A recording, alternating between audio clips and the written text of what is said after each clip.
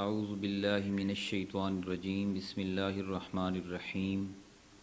واعبدوا اللہ ولا تشرکوا بہ شیئا وبالوالدین احسانا وبذی القربى والیتامى والمساکین والجار ذی القربى والجار الجنب والصاحب بالجنب وابن السبیل وما ملکت ایمانکم ان اللہ لا يحب من کان مختالا فخورا صدق اللہ العظیم۔ سامعین کرام، سورہ النساء کی آیت نمبر 36 آپ کے سامنے تلاوت کی ہے۔ حسن معاشرت کے سلسلے میں جو اللہ نے احکامات سورہ النساء میں دیے ہیں اس کی تفصیل آ رہی ہے، آگے بھی اور پیچھے بھی تھی۔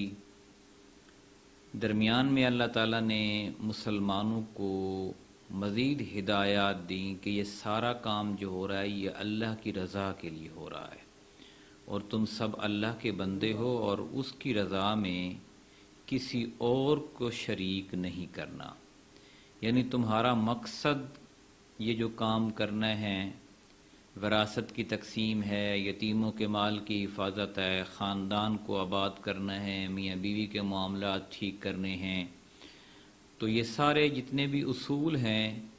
ان کو پورا کرنے کے لیے جو تمہارے ذہن میں مقصد ہو وہ یہ ہو کہ بس یہ اللہ کا حکم ہے اور اسی کی رضا کے لیے ہم یہ کام کر رہے ہیں۔ آج کی آیت اسی میں ہے، وَاعْبُدُوا اللَّهَ، اور عبادت کرو تم اللہ کی، یعنی اللہ کی فرما برداری اختیار کرو، وَلَا تُشْرِكُوا بِهِ شَيْئًا، اور نہ شریک کرو تم اس کے ساتھ کسی چیز کو،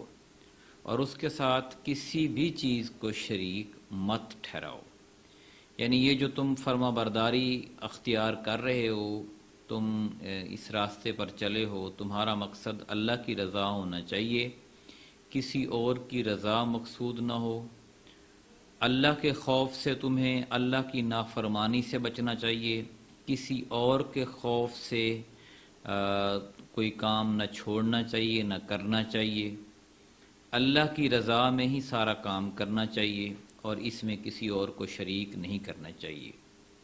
اور آگے پھر اللہ نے فرمایا وبالوالدین احسانا، اور والدین کے ساتھ احسان کرو، حسن سلوک کرو،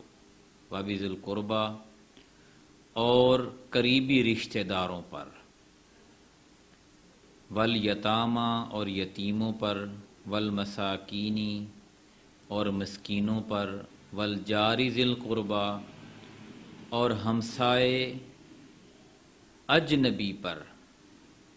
اجنبی ہمسایہ یعنی ایک تو سب سے پہلے اللہ تعالیٰ نے حسن سلوک کا مستحق والدین کو رکھا، پھر قریبی رشتہ داروں کو رکھا، پھر یتیموں کو رکھا، یعنی جن کو بلوغت کے لیول میں پہنچنے سے پہلے جن کے والد کا انتقال ہو جائے، پھر مسکینوں کو رکھا، یعنی وہ لوگ جو محنت کے باوجود اپنی روزی پوری نہ کر سکتے ہوں، اور اس کے بعد پھر وہ ہمسائے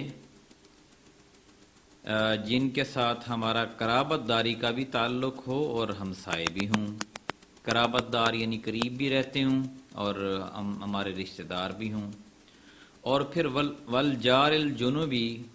اور پھر وہ ہمسائے جو کہ اجنبی ہوں، پہلو کے ہمسائے ہوں۔ جیسے ہم کسی بھی جگہ کام کرتے ہیں تو ہمارے ساتھ جو لوگ کام کرتے ہیں وہ بھی ہمارے ہمسائے میں شمار ہوتے ہیں۔ ہم بس میں یا کہیں سفر کر رہے ہیں تو جو لوگ ہمارے ساتھ سفر کر رہے ہیں وہ بھی ہمسائے میں شمار ہوتے ہیں۔ ہمارے گھر کے ارد گرد کچھ لوگ ایسے ہیں، ایسے کسی محلے میں جا کے ہم آباد ہو جاتے ہیں۔ پہلے تو محلے اکٹھے ایسے ہوتے تھے کہ اس میں سارے رشتہ دار ہی اکٹھے ہوتے تھے، یا قبیلہ ہوتا تھا تو اس میں سارے رشتہ دار ہوتے تھے، لیکن آج کل کے دور میں اکثر لوگ جیسے کرائے کے مکان میں جا کے رہتے ہیں، یا ان کے ارد گرد ایسے بہت سارے لوگ آ جاتے ہیں جو کرائے دار ہوتے ہیں، پتہ ہی نہیں ہوتا کون لوگ ہیں، تو یہ پہلو کے ہمسائے کہلاتے ہیں۔ والصاحبی، اور ہم نشیں،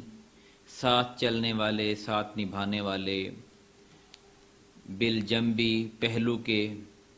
یعنی آپ کہیں سفر کر رہے ہیں تو جو آپ کے ساتھ کوئی بندہ اور سفر کر رہا ہے تو وہ آپ کا وقتی طور پر وہ بھی ہمسایہ بن جائے گا، اس کا بھی حق ہے آپ کے اوپر، آپ کا حق اس کے اوپر ہے، وہ بھی آپ کے حسن سلوک کا مستحق ہے۔ وابن السبیلی، اور وہ لوگ جو اللہ کے راستے میں سفر کرتے ہیں، مسافر ہیں۔ وما ملکت ایمانکم، اور وہ جو مالک ہوں دائیں ہاتھ تمہارے، یعنی جو غلام ہیں جن کو تم نے خریدا ہوا ہے، وہ بھی تمہارے حسن سلوک کے مستحق ہیں۔ ان اللہ لا یحب، بے شک اللہ نہیں پسند کرتا، من کانا، وہ جو ہو، مختالاً فخورا، متکبر اور شیخی خورا، فخر جتانے والا۔ یعنی اللہ تعالیٰ دیکھیں اپنے فرامین میں قرآن کے اندر انسان کو ایسے ایسے احکامات دیتا ہے کہ ایک انسان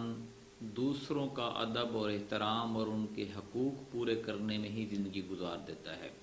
اور اس کے اندر یہ فخر، غرور اور تکبر پیدا ہی نہیں ہو سکتا جب اس کے ذہن میں اپنے ہمسایوں کے، بڑوں کے، والدین کے، رشتہ داروں کے، یتیموں مسکینوں کے، اجنبی مسافروں کے حقوق اس کے ذہن میں ہوں، تو گویا یہ پوری مملکت ہی بن جاتی ہے اور پورا معاشرہ ہی بن جاتا ہے، پورا محلہ ہی بن جاتا ہے جس کے حقوق اس نے پورے کرنے ہیں، جو اس کے حسن سلوک کا مستحق ہے، جس کے اوپر احسان کرنے کا اللہ نے حکم دیا ہے۔ تو جب ہم میں سے ہر شخص اسی روش پر چل نکلے کہ وہ دوسروں پر احسان ہی کرتا جائے، تو معاشرے میں پھر لڑائی جھگڑے نفرتیں یہ تقریباً نہیں رہ جاتی بلکہ ختم ہو جاتی ہیں، اور معاشرہ جو ہے وہ امن سکون کا گہوارہ بن جاتا ہے۔